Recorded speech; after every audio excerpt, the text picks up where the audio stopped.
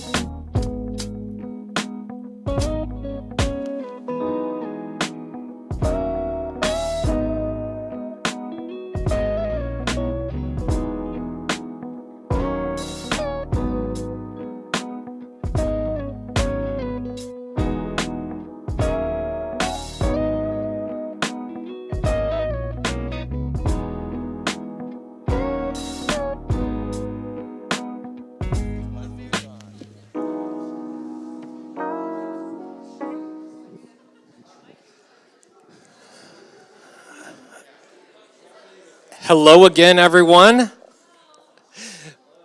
I hope you had a wonderful lunch, and I hope that maybe some of you guys got a chance to get out and go for a little walk. I know some of you did, because some of you were out walking with me. That was nice. We want to, I know people are still coming in. If you hear my voice out there, it's because we're starting in here. Come on in, but we want to be as close to the advertised pace as possible, because we have folks that are joining us from all over the United States and maybe beyond by live stream. So welcome if you're on live stream. Welcome, and thanks for bearing with us for the first couple of minutes of the stream there while we were getting finished with our lunch activities. How many of you enjoyed lunch today? Amen. Amen. I just wanted to give a shout out for a minute for a couple of reasons. One is because I love our friends at Fresh Start, and I wanted to speak a word, but I also thought it would be a couple of cool things ministry-wise and just an encouragement for you if maybe you have some needs that you could partner as well.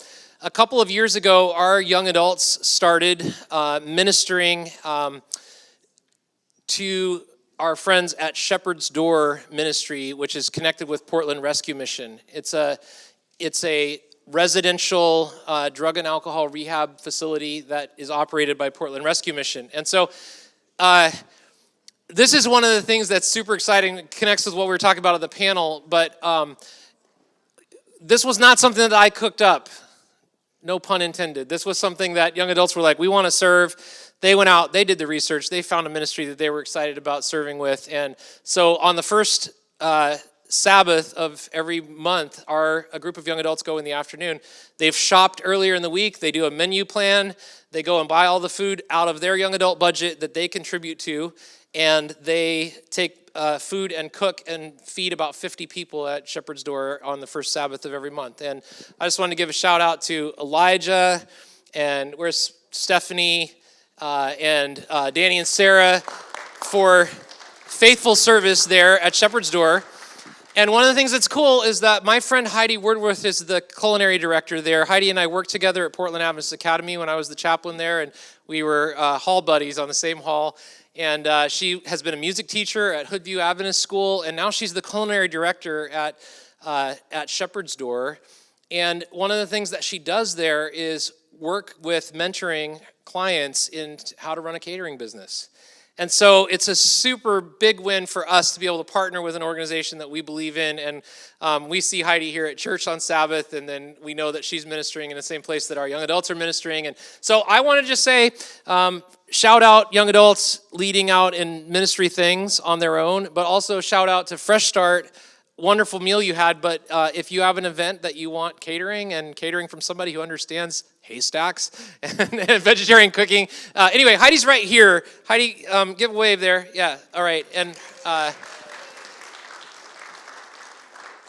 I've got some of these, and I wanted to let you know that if you're interested, now you know a little bit about Fresh Start. Anything you want to add to what I said, Heidi? Okay, all right, good. We'll leave some of these out on the information table if you're local and we've had some weddings that have been done, and I know that Heidi just catered for the Oregon Conference Executive Committee in the last couple of weeks here. So grateful for the ways we get to partner in ministry together. Steve, I think we're ready to go. I'll turn it over to you, and we're excited at what God is going to bring to us this afternoon through what you're going to share. Me too. Thanks, Greg. Hey, everybody. Good to see you all again. Yeah, thanks for responding. It's great. We just ate a bunch of haystacks. I just had my first one. I'm feeling a slight buzz. I don't really know. Wait, what do you have on here? I don't know. So great. I know. We're all gonna make that go viral, like all It's like it's gonna be my Christmas picture. It's gonna be great. Great. Hey, thanks for all being here. And I've really had fun last night and this morning. You've heard me talk a little bit contemplatively last night. This morning you heard me talk inspirationally. Now you're going to hear me talk maybe just a little more academically. Because here's my assumption. I am not the expert in your context. You are. I am not going to tell you what to do. I'm not going to tell you what to believe. I'm not going to tell you what to think. But what I can do is I can try to offer language and imagery and research and looks that might help you make meaning with your experiences. If you're a young adult, this might really help you in some sort of ways. If you care about young adults and you're an older adult, this might help you understand young adults, and it may actually help you understand yourself. So what I hope we can do in the two sessions that we have, I'm going to go like 45 minutes an hour, and then we'll take a break, and then another 45 minutes hour, is I'm going to get you to talk with each other a little bit. And you're like, oh, I'm like, well, number one, it's the afternoon. You do not want to hear me talk all afternoon. I guarantee that. I don't want to hear me talk all afternoon. But more importantly, I really believe this, that the way ministry happens is not simply through knowing a bunch of stuff. It actually is working it out in conversation. And that there's a language that we have to cultivate between ourselves, whether it's formation or discipleship, or we think about young adult ministry, that has to sort of emerge. And so this is a place where perhaps we can just practice a little bit. You don't have to be good at it. You may not even really like it. You might be self-conscious. You don't know who to talk to. I get all of that, and it's completely fine. I'm not going to make you do anything weird. I promise that. But I want you to just think about, can you take one small risk, whatever that is for you, to try to express, articulate with somebody that's around you some of the things that you're thinking or processing about. I tell my graduate students all the time, I hope that you say some things that I don't agree with, but what can I do as a professor? All I can say is, well, that's an interesting idea. I can't fire you. I'm not going to get mad at you. And I hope that you can have the freedom to just kind of feel like we try some things out together. But I hope this will help you as we move toward some really, really practical ways that we think about young adult ministry. There are some things that you are doing in young adult ministry that are great. And I'm not going to tell you to change those. But I think we're always looking to just think about what's one click that we can do better. And perhaps I can help you with that. Sound good? What are you going to say? I have the mic. Okay, so let's go with it. That you can see it up over here, and we will get started. I am going to start by getting you out of your seats, as promised. Okay, we're going to play a game. Yeah, I knew you'd like that. Okay. Oh, first of all, I should probably tell you about this. Fuller Youth Institute. Here's what we do. We equip diverse leaders and parents so faithful young people can change our world. We believe that. We believe in the church. We believe in young people. We believe that there are people that care about young people, and this is what we do. So if you're interested, you can go to the Fuller Youth Institute. There's a bunch of stuff there. That's all I'm going to say about that. But now, ladies and gentlemen, the game. Okay. We're going to talk about young adults in the church. Okay. And this is a continuum. Okay. Now, if you think about it, I want you to think about this idea that I'm going to throw a statement up on the screen, okay? And you have to respond to that statement by saying, I don't agree with it at all, or I definitely agree with it. Now you can see I've given you room to say that you might agree with it a bit, and you can go somewhere here, or somewhat over here. Do you notice the fluid language that I'm using? You can move anywhere you want, except for one place. Because I know some of you are really smart. You're going to go, what all my graduate students do, you're going to go, well, it depends. And you're going to stand right here in the middle. This is my game. This is lava. You will die. You will die here. So you cannot do the it depends, I'm going to sit in the middle. You have to commit to one side or another. Even if it's barely on the edge, I need you to commit to one side or another, okay? Is that fair? Okay, great, good. This is going to be so fun. I'm going to call you out if you're in the lava here too long, okay? Here's the first one. I'm going to show it to you, and then you can get up and move around, and then I'm going to have you do something once you get there. Okay, here's the first one. Young adults are different than young adults from 10 years ago.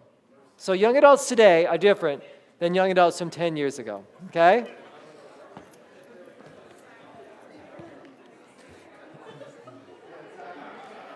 Wow, hope there's enough room over here.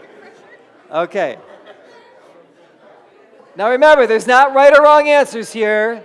Don't be swayed by the masses. Just don't be in the lava. Okay, now, once you are there, I want you to turn to a neighbor that you're around and say, hi, I'm so-and-such. Why are you here? Okay, and explain why you chose the side that you chose.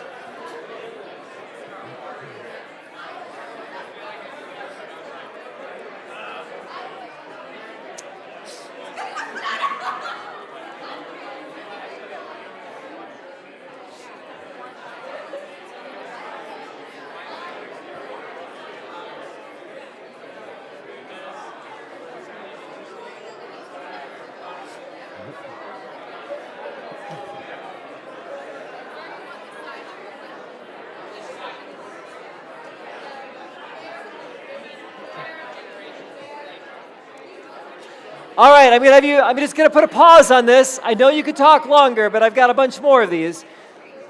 Does someone want to share on this side of the room something they heard someone else say that really you thought was really great? Notice how I did that? You don't have to say what you said. You could just say, so-and-such said this, and I thought that was pretty good. Does anyone want to just offer a comment of why they're over here and what's something that somebody said that struck you? Nobody. It's okay, yeah. Okay, see that? I probably should have a mic back there. Sorry about that. I'm not prepared very well for this. Oh, you got that? Okay, yeah. So you're over on the definite, they definitely are different.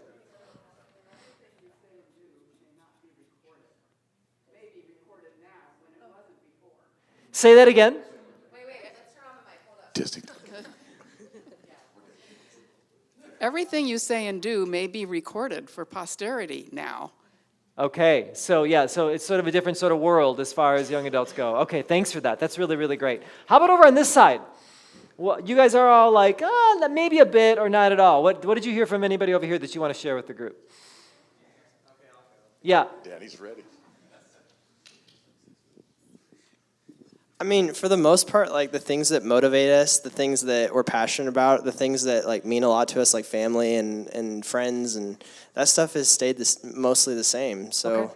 yeah, that would be where I'm coming from. But Okay, great. Thanks for that answer. Okay, great. Super. And both are really important comments. We'll get back to that in a second. But I've got another statement. Here it is. Ready? Our ministry to young adults is quite different from what it was 5 years ago. Okay? Our ministry to young adults is quite different than it was 5 years ago. Again, that's not a judgment statement. Like, how would you think about that?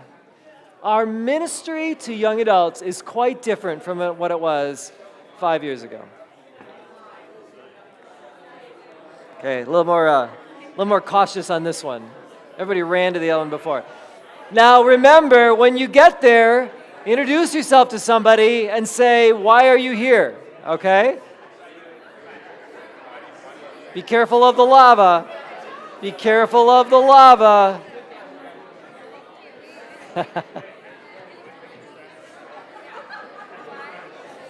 All right.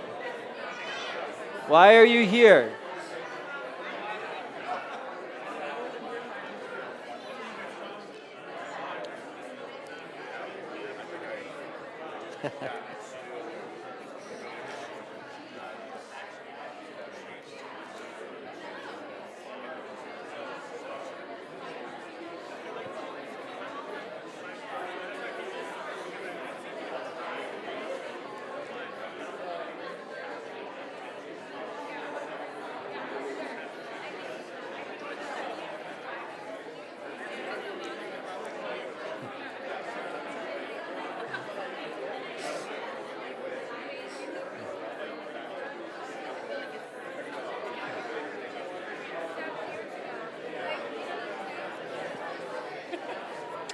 Hi.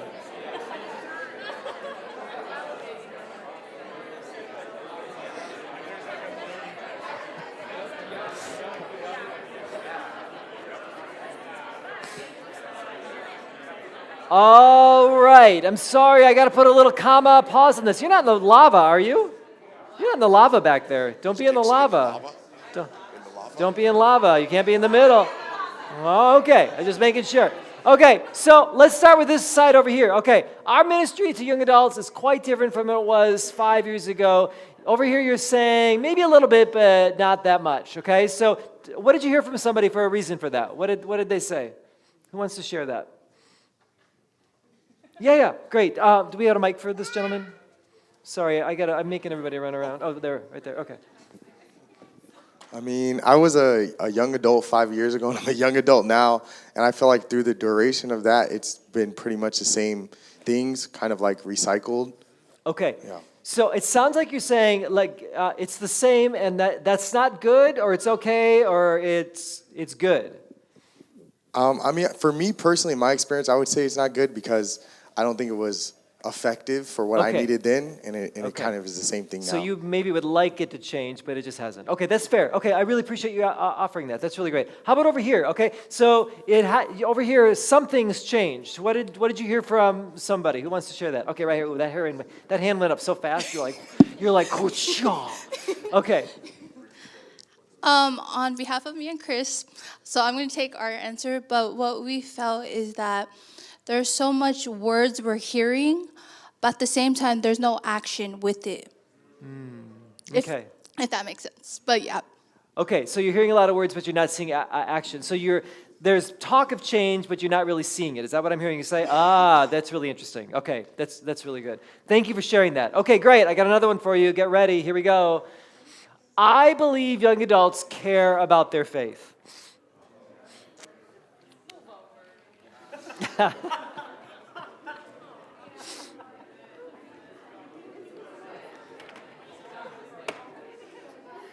This is a safe zone.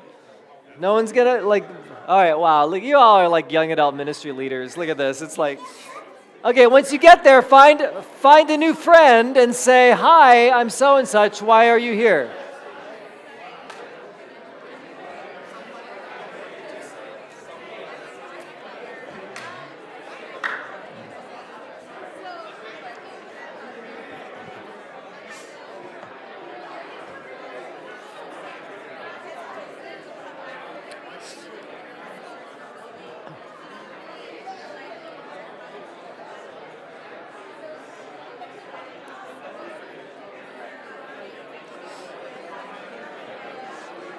is so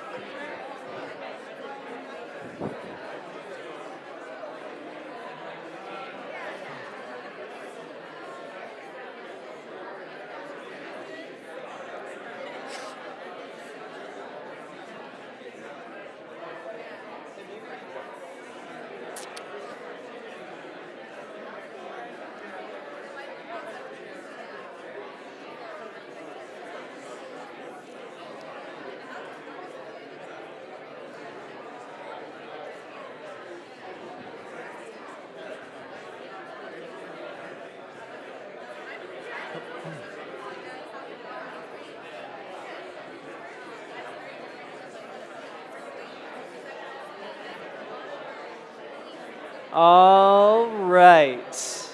Hate to do it. Sounds like a great conversation. I'm just going to put a little pause, little comma on your conversation again. Okay, so I believe young adults care about their faith. I see a lot of you over here. What did you hear from someone that you thought was worth sharing, that you thought was really inspiring to you, so that Benjamin can get to you? Like, what did you hear from somebody? Why are they over here? I'll share. Yeah, great. We heard that like young adults do care, but they're maybe a little bit more hesitant to come back to a church like organized religion, and that how you approach the topic has to be a little bit different, and also that like spirituality and religion mean different things to different people, and especially like on a public college campus. Okay, great. Yeah, that makes a huge difference. I appreciate that. Thank you for sharing that, and those distinctions were really, really helpful. We have some over here on the other side that I believe young adults care about their faith, maybe a bit or not at all. So I'm wondering what did you hear over here, and if any of you want to share why you're over on this side. I say a bit. A bit. A bit. Yeah. Because if they really cared about it, they would show up to church. Okay. But not because their priorities are not with spending time with church family, they decide not to come to church for whatever reason it may be. Okay, great. Thank you. Thanks for sharing that, and really appreciate that perspective. Okay, good. This is getting real. These are really honest conversations. I love it. We're doing it, everybody. It's great. I'm so glad I get to get on a plane later. No, I'm joking. Okay, so here, I believe young adults want to be connected to a faith community. I believe young adults want to be connected to a faith community. Okay? Go.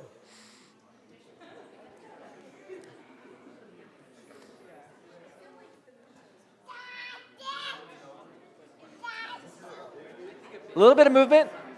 Once you move, find a new friend, say hello, and ask them, why are you here?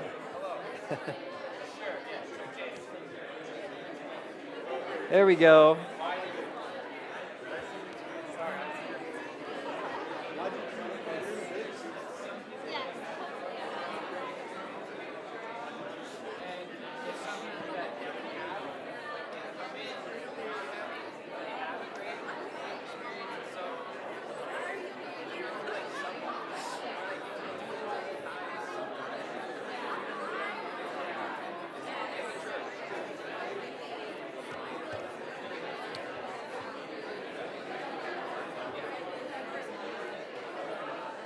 Hi.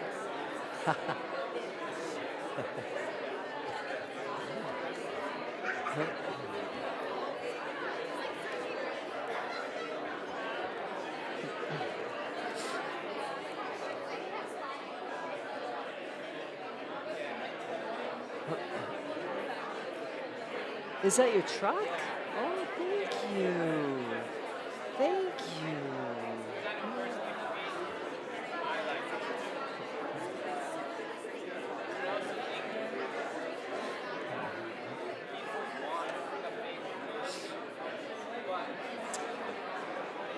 All right. Again, I hate to cut off a good conversation. This is awesome. But I'm going to put a little pause on it. And let's do this group over. Let's do this group over here. I believe young adults want to be connected to a faith community. This side of the room said it looks like a lot of people are in a bit. Does anyone want to share what they heard from their new made friend or a friend that they have? Who wants to share over here? I can share. Okay, great. Yeah. I don't know what other people said, I don't know what other people said, but I was talking to Michael about how if you take away the qualifier faith, Yeah. I think that people want to belong to community. Belonging and community are some of our deepest core needs as human beings. Uh-huh. And a person, depending on their experiences with the word faith or what that means to them, Yeah. may or may not want to be a part of a faith community, but they for sure want to belong to community. Okay. And even if they are not fully aware of that, and Yeah. then the journey of coming into agreement with wanting to belong to a faith community is highly dependent on people showing up for them as a community first, and highly dependent on God's presence in their life. Yeah. Like, I can never tell a person you are loved by God. Only God can tell you that. Like, you can tell me, I might not believe you. Yeah. Yeah. Or it might not mean what you think it means to me. Yeah. Yeah. Yeah. Absolutely. Great. Thank you. Thank you. Really appreciate that reflection. How about over here? What did you hear from someone that you want to share? Like, I heard this and I thought it was amazing. This is your chance to like really compliment your neighbor. You notice how I did that? That's really, really great. Yeah. Young adults want to connect to faith community, but on their own terms, not based on the maybe biblical terms or something like that. Uh-huh. So they want to define how they are supposed to connect to the community, not how the faith wants them to connect. Yeah. Oh, okay, great, great. I really appreciate that. Thanks for that reflection as well. Really, really great. Okay, here we go. I got one more. I got maybe one or two more. I believe our church talks about the issues young adults care about.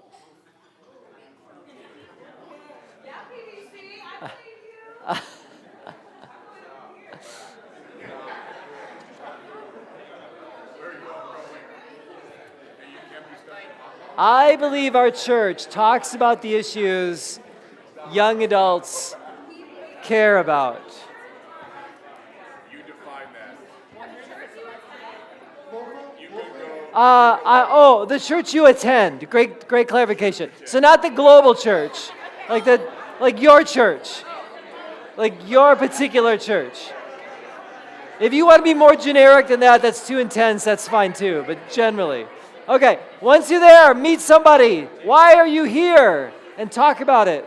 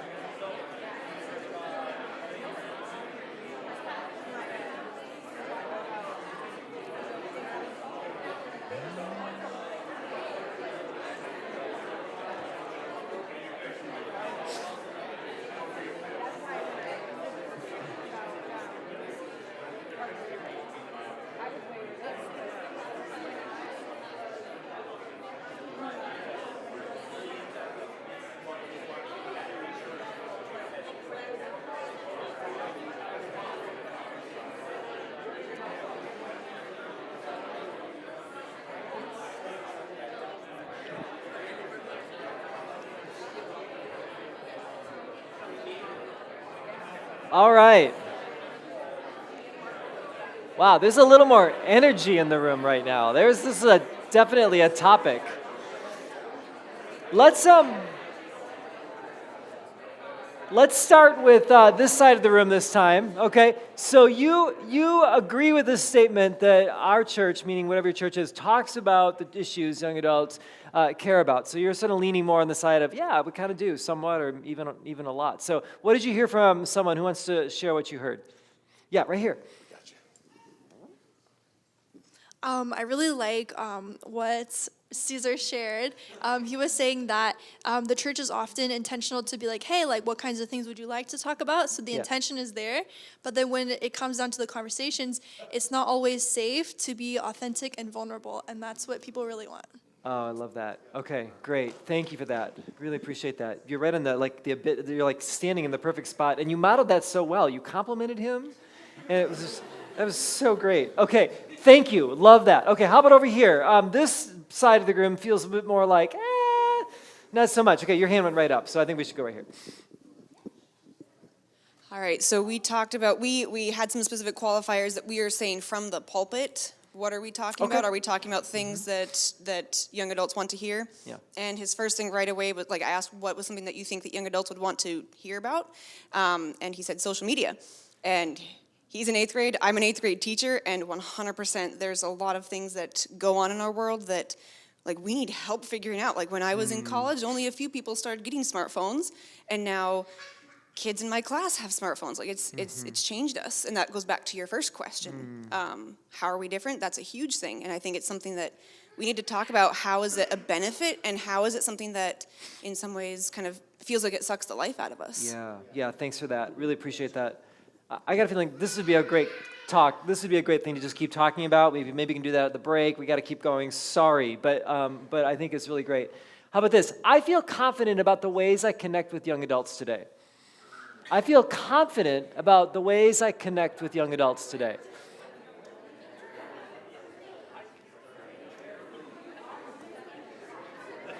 I feel confident.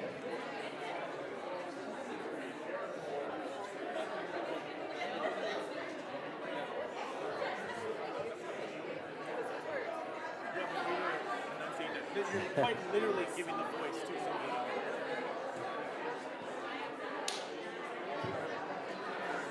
I feel confident about the ways I connect with young adults today. Say hi to your neighbor. Ask them why they're here.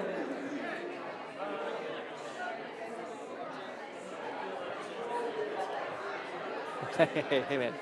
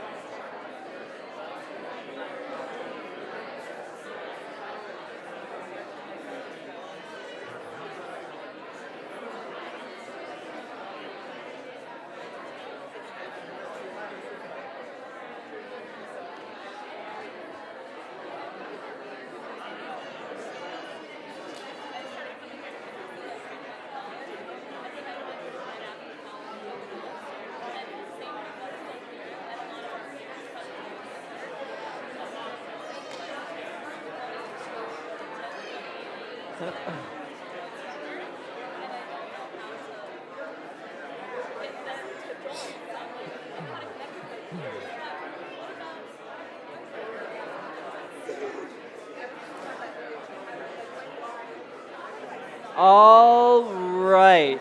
Again, hate to cut off this good conversation. Let's start with this side of the room for a second. And let's chat with our friends who say they seem to indicate that they maybe feel a bit confident or not that confident about talking with young adults today. What did you hear from each other, and what were you reflecting on? Who wants to share over here? You're among friends. Yeah. So my friend Elijah, he talked about how for him, the reason why he's in, I think this is a bit, right, is because now at 31, he feels like it's not as easy to connect with young adults as it was before. Like, he described himself as like an aging young adult, which I would disagree, but you know. But yeah. But so yeah, that's what he expressed. And then for me, I was in a bit because I feel confident about the way I connect with like the young adults who I know who are all like Christian and Adventist, but I feel very insecure about connecting with adults who are not Christian or atheist or agnostic or other even denominations. So Okay. Yeah, I really appreciate that. Great reflection. Thank you for that. How about over here? How about all of you that feel relatively confident about connecting with young adults? What did you hear? And maybe describe that connection a little bit. You guys are probably tired of seeing me twice, but it's okay. Well, as I was sharing over here, is that we feel it's a gift from God that, you know, in the generation we're living in, sorry, I'm not trying to cry here, but in the generation we're living in, it's hard to go in the level. So as I was sharing is that people say I have a gift of a voice. What I mean about that is that when I'm talking to someone younger than me, I can adjust to that. If someone's older than me, which is the majority of the time, I can adjust to that. So I thank God for the gift that he gives us, because having the gifts that we have, some of us don't know how to use it. So with the young adults, that's the first step. That's the baby step that we got to use, is how we're adjusting is the voice that we need to level up, as we have been saying since yesterday. So yeah. Thanks for that. Yeah, there's almost like a voice agility. That's really interesting. Thank you for that. I appreciate that. Okay, you made it. You can go find your seats again. You did it. You're like, how many more? What's that? Yeah. I'll take that off. I will take that off in just a second. Way to go, y'all. Y'all moved around, talked with each other, made new friends.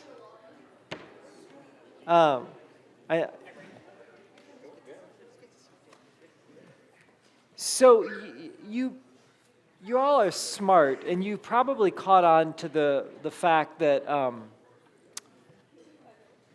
the point of that was, number one, not just have fun, though it was totally fun. But the point wasn't just to like look for the right answer. Okay? Young adulthood is more complicated than that. And we all are negotiating relationships with others for multiple reasons. Let me just say this, though. This would be a great thing, if I were you, to steal and use in your churches. You'll have some great conversations, right? Like you were already having them with total strangers, right? So I think that's really, really important, because I think you'll find out really quickly what people's perceptions are. Here's the other thing that I think is really true. I'm actually less concerned about your answer as much as what informed your answer. Okay? Like, what brought you over here? What moved you over here? What experience did you have? What knowledge do you have? What data do you have? How do you think about that? And let me tell you why that's important. Because as you need to know that for yourselves, but also as you think about like young adult ministry in your church, I guarantee your elder leadership has an opinion on young adults. I guarantee your senior pastor has an opinion on young adults. I guarantee your young adults have opinions about young adults. You see what I mean? I guarantee parents have opinions about young adults. And those perspectives, opinions, and everything else oftentimes impact the way that you think about young adult ministry, which is probably why sometimes things go really great in your church and sometimes you feel resistance, right?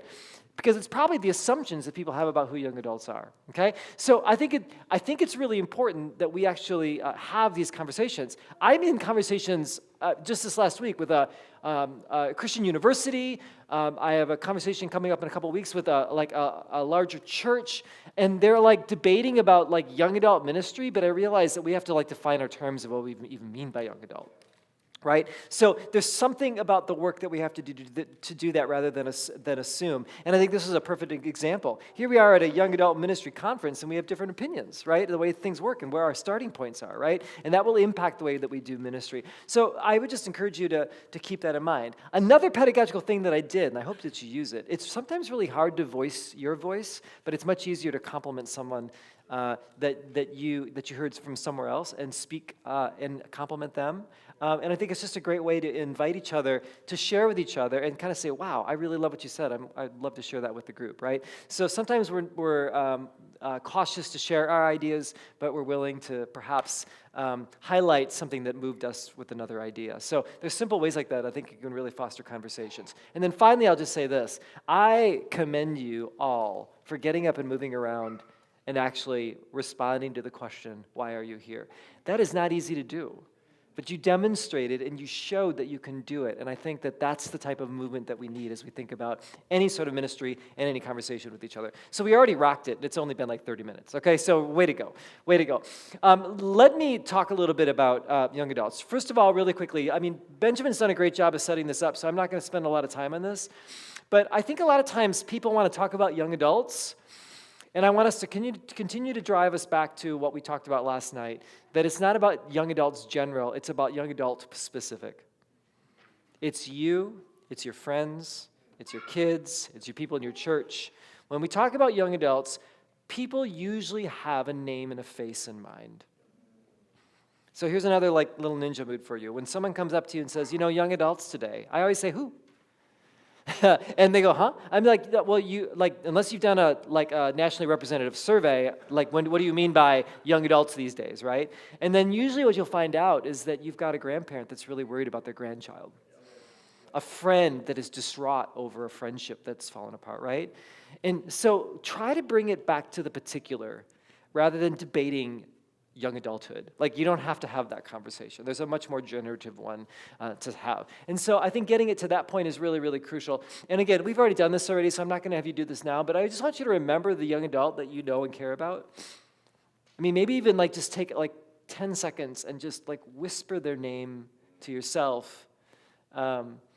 And remember how you're connected to them, and then just keep praying for them, right? I think we just we always have to remember that. I tell my students all the time, theology always has a name and a face. Ministry always has a name and a face.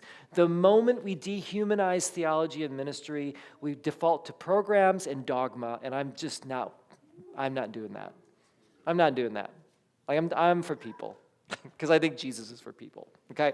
So remember that, names and faces, which is really, really great. So for this young adult life tour, I want to take us through basically 3 major movements and then just some final thoughts, okay?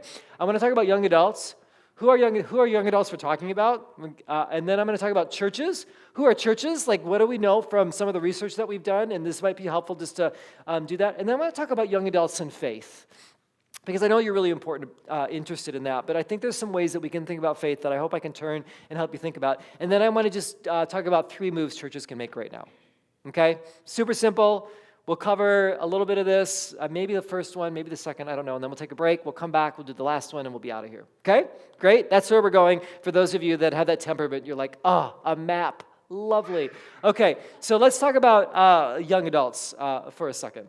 So here's some things that we need to think about. The Adventists talk a lot about this, just this idea of empathy.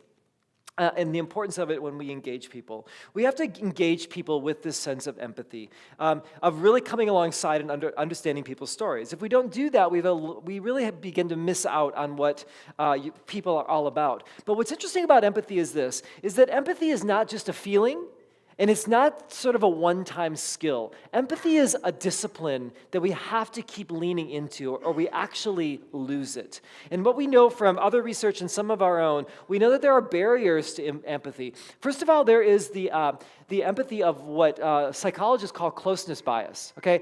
This basically is this. I'm so familiar with the person that I know I'm married to, or have a friendship with, or I've done ministry with for a long time, that I start making assumptions that I know you all the time, and I stop seeking to understand who you are, okay? So this is why people can be married for 30 plus years, but they've already sort of separated on the inside. because we've just sort of stopped pursuing each other. This is why some friendships you've had forever, but all you talk about is like the old days, right? This is, and so you make assumptions about people because of that. And this can happen a lot of times in church world, especially with ministry leaders. And I talk with a lot of youth pastors about this. They'll have people being like, well, I've done youth ministry 10 years and it's been really successful. And so I know young people. I'm like, no, you don't. You don't know young people today. You knew young people last year, but you don't know young people today. The freshmen this year are different than the sophomores this year. Like you better start paying attention, right? So the moment we make assumptions, that closeness bias puts up a wall, and we have to make sure that we keep it down. So there's this constant pursuit of us understanding who is in front of us, and so we have to constantly be interested in each other. And secondly, there's something that, this is a sociological, but it's also philosophical. I call it intragenerational speed. And I'll show you some other slides in a second, but it kind of works like this. And some of you actually brought it up in the panel today, which I thought was really, really interesting. In generational theory, which we all use, but we don't always know what it is. I mean, we always talk about the millennials and Gen Z and boomers and Gen Z and then Gen Alpha and whatever's coming next, right? Like it's amazing how we get so excited about that.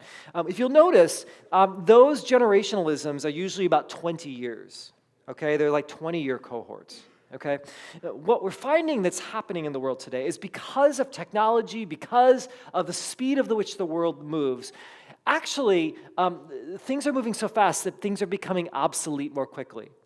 So you can get a 4-year degree and it doesn't matter because everything that you've learned is pretty much gone. Most senior seminars for college students are not like, congratulations, you've learned everything, now go out and apply it to the world. It's how do you keep current so that you don't fall behind and then you won't have a job anymore. Okay? You notice what's happening there. The speed of which things are changing is happening faster and faster. Generationally, what that means is that we don't really have 20-year cohorts. We actually have about 4 cohorts in 20 years. There's like a cohort every 4 to 5 years that's going on. And you know exactly what I'm talking about because you have a sibling that lives their world completely different than you do. Right? Like you're on like different social media, like there's things that are completely different. I just had a conversation with some students last week about like depending on when you experience COVID, it's having an impact on your relationships and on your careers and everything else.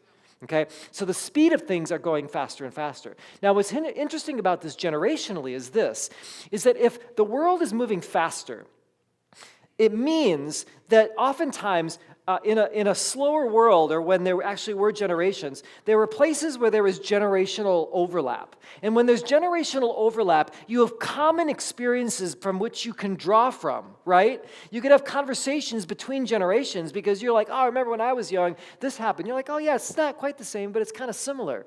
But now that the world is moving faster, there's less common ground overlap. And this is why it's hard to have conversations with people that are younger and older than you. We say to each other, we should have conversations with each other, but the questions I get back are, I don't even know where to begin. I don't really know what to ask. I'm not sure what I can assume and what I can't assume. And so I find that people are really anxious to talk with each other because we don't know where to start. And I think what's happening there is this intergenerational speed. The world is moving faster and faster. Now, the application of that isn't like, well, I guess we should give up. No, the application is we have to lean in even more. And I can't think of a better community to lean in more than the church, right? Like we actually start with a place of grace and love where we actually may slow down long enough to try to understand and find common ground with each other. But my point is that if you're feeling like it's hard to connect intergenerationally, it's just because it is harder. Okay? So don't feel bad about it. It's not that you're doing anything wrong. It's just that it's harder. And so then we have to lean in a little bit more. Okay? So those barriers can get into the way of empathy that we have to think about. Now, when it comes to generations, let's just talk about what we mean by all of this. You will notice that basically, if we think about development, it kind of works like this.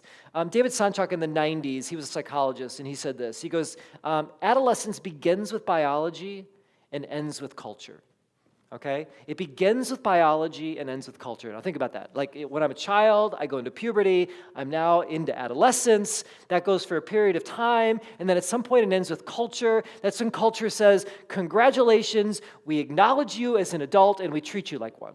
Okay? Now, in like a days gone past, that was sort of the teenage years, okay? It was like 13 to like 18. It was this short transitional period where we all sort of held our breath. You might remember, like, if any of you have studied this idea of like storm and stress and all these type of things. You basically are like holding your breath and kind of getting through this wild time of in-betweenness, and then we sort of get through it, and then they're adults and they're moving on. The problem is that if we take Sontrak's definition seriously, we recognize the fact that if adolescence begins with biology, that is probably now about 10, 9, 8 years old. Okay, especially with females, okay? They are moving into puberty earlier, and so that side of the equation has come down. We'll just call it 10, just to keep nice, clear numbers.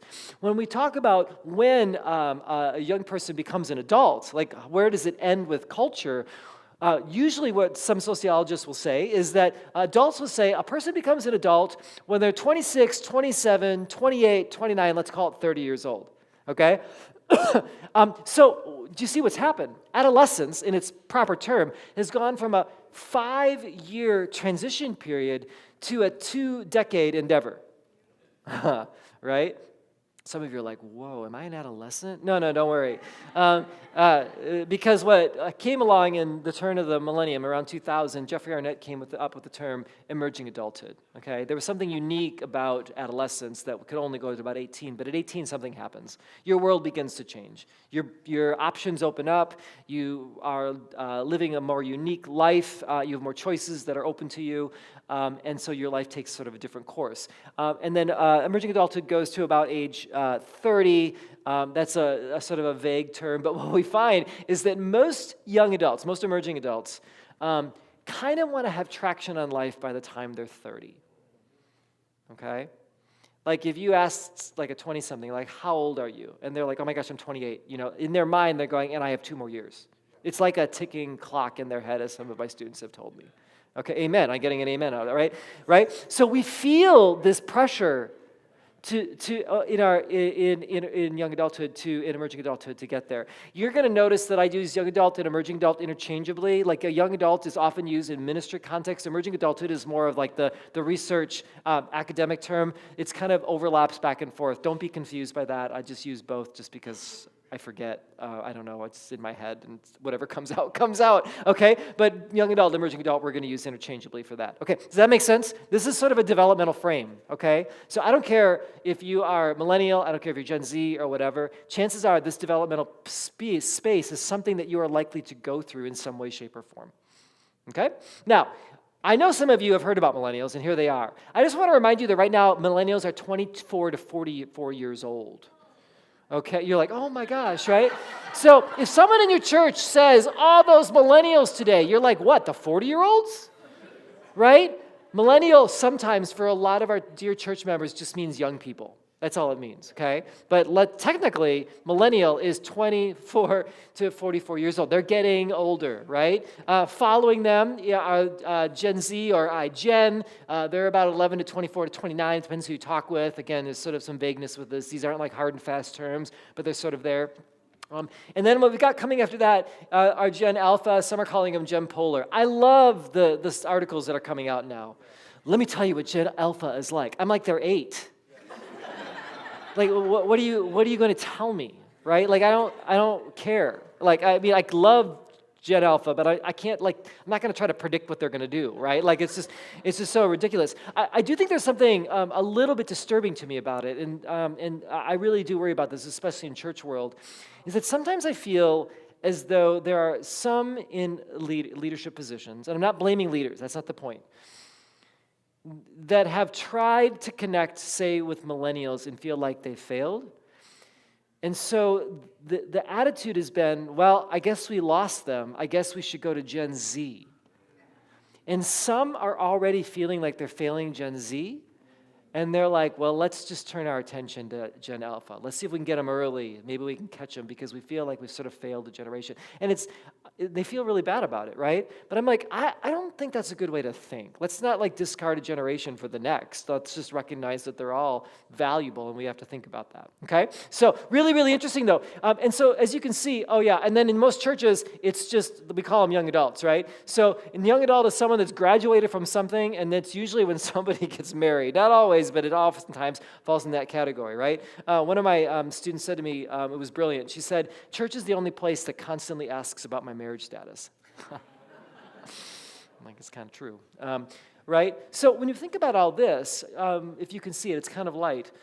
If adolescence begins with biology and ends with culture, we recognize the fact that there are a lot of names that can be called this particular space, right? And if we think about young adulthood in particular, we recognize the fact that we have emerging adults who are millennials and probably Gen Z that we call young adults as well.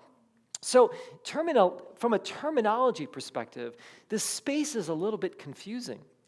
We're all trying to grapple with how do we express this unique space, quite frankly, between graduation and marriage oftentimes, and we don't really know what to do with that. At least churches don't know what to do with that, okay? So with that in mind, here's another way to think about it. Some of you might have seen this slide before.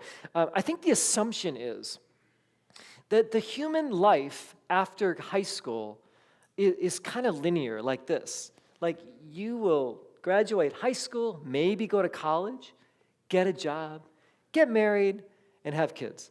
And if you think about your church, this is your programming, right? You have a youth ministry, you probably have college career, you have some sort of marriage enrichment, and you have children's ministry, and you rinse and repeat, right? Okay? So the assumption is that this is the way we grow up, when this is actually the road of most young adults, right? Okay, yeah, you're all like, uh-huh. Okay. So, yeah, a few more squiggles. Yes, there's not enough squiggles. I completely agree, okay? Maybe I think I have it. I might show another slide here as well. Okay, so what does church look like if this is the reality? I'm not saying this is right or wrong. I'm not saying it's good or bad. I'm just saying it is what it is. And if we don't see young adults in the journeys that they are on, it makes it really, really hard to be effective to actually think about how we care for them, how we care for you, young adults in this room, quite frankly, right? And so I think this is really important to understand. Like, this would be a great slide to take to your leadership and go, so what are we going to do about this? And see what happens, right? Like, I'm out of here. You can tell me how it goes. But, in some ways, I think it's just really, really important, because I think what happens sometimes is that if you are not in the nice straight line, I'm just going to guess, young adults, at least this is what young adults tell me, you feel a bit of shame. You feel behind. You feel that you don't quite fit, right? And that's a hard way to belong when you don't really know where you fit, or they're trying to peg you in a particular group that you don't want to be from. Like, I don't want to be in the singles group. Just because I choose to be single doesn't mean I want to be in that group. You know what I mean? Like, why are we plugged for our marriage status if that's the way we think about formation? I don't necessarily think that that's the way to do it. Incidentally, side note, we always have like these relationship conferences, and they always ask the couples to do the relationship conferences. I actually think single people have some of the most profound relationships with other people. I kind of wish they did the seminars. Like, why do we have this two-tiered thing sort of going on, right? Sorry, are we recording this? Hi, everybody. So, but it's just sort of interesting to think about, right? So how do we reframe our assumptions? This is super important. Otherwise, what we're going to try to do is we're going to try to cram young adult ministry into this, right? Rather than what this really is, right? And I think that's the challenge associated with that. Oh, here's my other slide. Okay, so one of the things that I'm thinking about right now, this is like the latest research project I'm working on, is that when we think about this idea of emerging adulthood, it's actually a series of multiple transitions that you're all going through. And it looks like this. Let me see if I can get it. Yeah, these are all the things you're thinking about, right? So what does ministry look like to handle that? What does discipleship look like to handle that, right? This is your worlds that you're trying to figure out, right? And so there's a lot of in-motion activity that's happening about our worlds that we actually have to think about. And I'm trying to figure out a way to think about this idea of transition in such a way where we can actually step into the spaces where young adults say they need us the most. So where are young adults? Well, they're here. This is where they are. I mean, if they're not in church, where are they? This is where they are. They're thinking about all these things, wrestling with how to make it in this world, trying to find a career that is sustainable, trying to find community and relationships that are important, trying to connect faith with the world that they are a part of, right? This is the work that young adults are doing, and this is where we need to accompany them, okay? And so it becomes really, really important. Here's some statistics which I think are really interesting. By age 33, 33% will hold bachelor degrees. What's interesting is probably the number of people that say they want a bachelor's degree is probably about 80%, but at age 33, only a third of them have discovered them. So this is really interesting to think about in your churches. When we call church, one of our church ministries, college-age ministry, do you realize that you're excluding about 2/3 of your community? You're going to hold 8.2 jobs between 18 and 32. Some of you are like, I am right on time. I'm right in the bell curve. Congratulations, right? You're going to move more than any other demographic there. Our age group has lost more jobs and had to take more pay cuts this season through the pandemic than anybody else.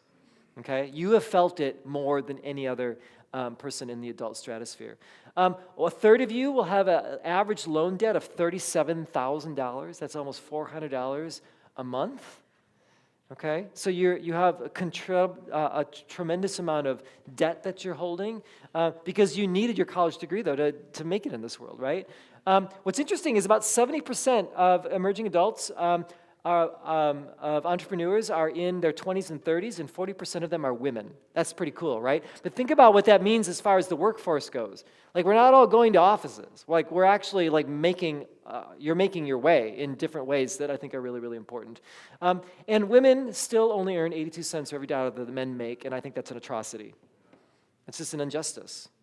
Like, why do we live in a world where that is still there, right? And so that's harder on women in particular, which have we all have unique experiences when it comes to our emerging adult experiences. So this is what's really interesting. How do we connect young adults to church when they are living 5 p.m. to 9 a.m. lives in a 9 a.m. to 5 p.m. world? Think about that for a second, right? Like, if their lives are not in sync with the typical traditional 9 to 5 rhythms, what does that mean for how we connect with each other, right? Kind of interesting to think about. I'll let you dream about that tonight. So when it comes to young adults, there's Jeffrey Arnett. He says it just takes longer to grow up today. It's just the way it is. It's not because you're dumb. It's not because you failed. The world demands more from you before you can actually equip yourself to be a contributing member to society, and that's just the world that we live in right now.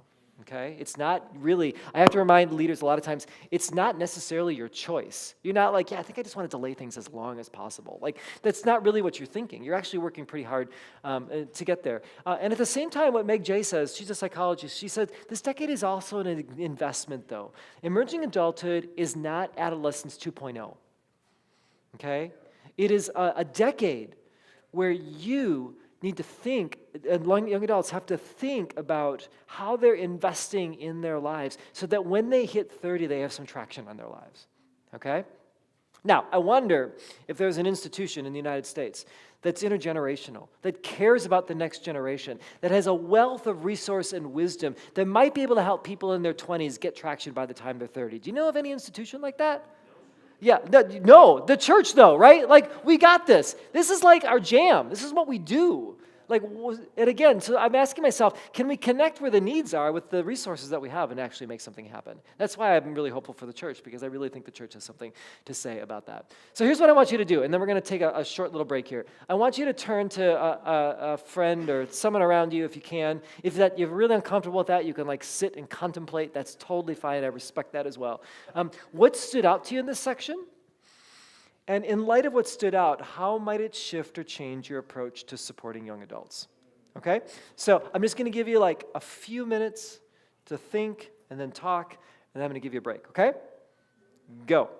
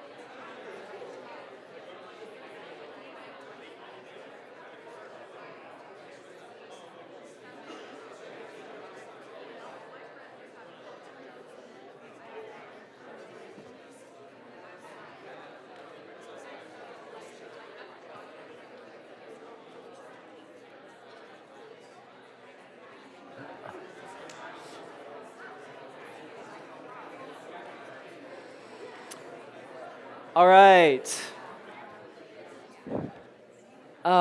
Thanks for musing on that. I won't ask you to report back, but I'm actually really curious. So if you want to talk to me later, that'd be great. Okay, so I just had a talk with Benjamin.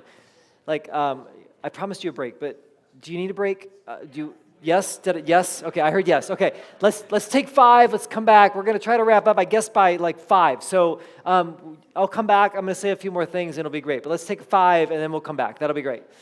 Be free.